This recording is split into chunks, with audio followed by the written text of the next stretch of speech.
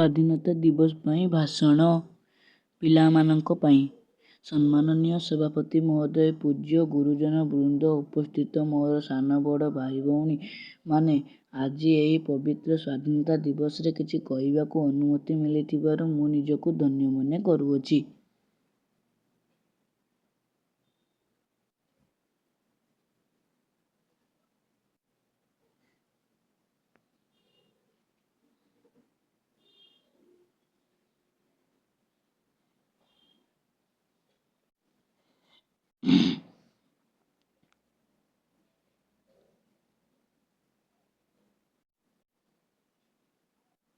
ଆଜି 2024 ଆଜି ଅଗଷ୍ଟ 15 ତାରିଖ ଆମ ଦେଶର 78ତମ ସ୍ୱାଧୀନତା ଦିବସ। ଆମ୍ଭେମାନେ 1947 ମସିହା ଅଗଷ୍ଟ 15 ତାରିଖ ଠାରୁ ପ୍ରତିବର୍ଷ ଏହି ଦିନରେ ସ୍ୱାଧୀନତା ଦିବସ ପାଳନ କରୁଅଛୁ।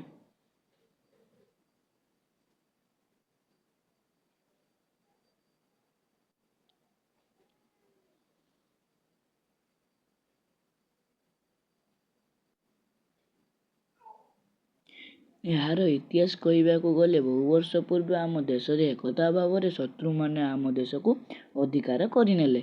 ଭାରତ ମାତା ଛିନ୍ନମସ୍ତା ହୋଇଗଲା। ଭାରତବାସୀ ଅନାଥ ଆଶ୍ରମର ଅନାଥ ଶିଶୁ ହୋଇଗଲେ।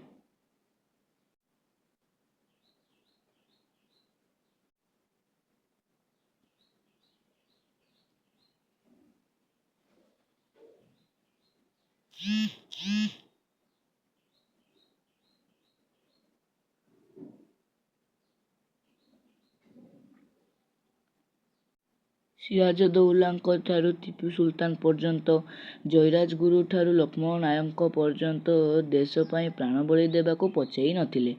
ଦେଶର ନରନାରୀ, ଯୁବକ ଯୁବତୀ ଓ ଛାତ୍ରଛାତ୍ରୀ ଭାରତର ସ୍ୱାଧୀନତା ଲାଗି ସଂକଳ୍ପ ନେଇଥିଲେ।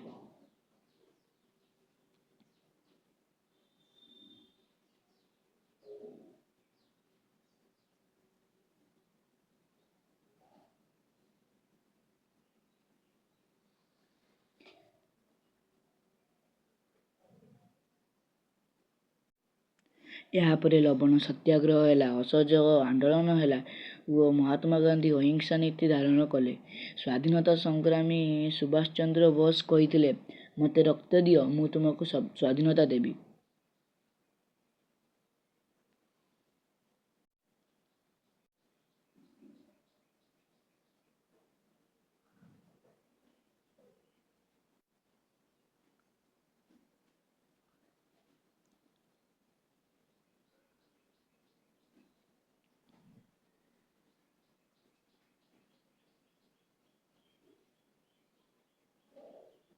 ଏହି ଦୃଢ଼ ମନୋବଳ ଓ ସଂଘର୍ଷ ପାଇଁ ଭାରତ 1947 ମସିହା ଅଗଷ୍ଟ 14 ତାରିଖ ମଧ୍ୟରାତ୍ରିରେ ସ୍ୱାଧୀନତା ଲାଭ କଲା ଓ ତା ପରଦିନ ଆମ ତ୍ରିରଙ୍ଗା ପତାକା ନୀଳ ଆକାଶରେ ରୋମାଞ୍ଚ ସୃଷ୍ଟି କଲା। ମୁଁ ଏତିକି କହି ମୋର ବକ୍ତବ୍ୟ ଶେଷ କରୁଛି। ଜୟ ହିନ୍ଦ।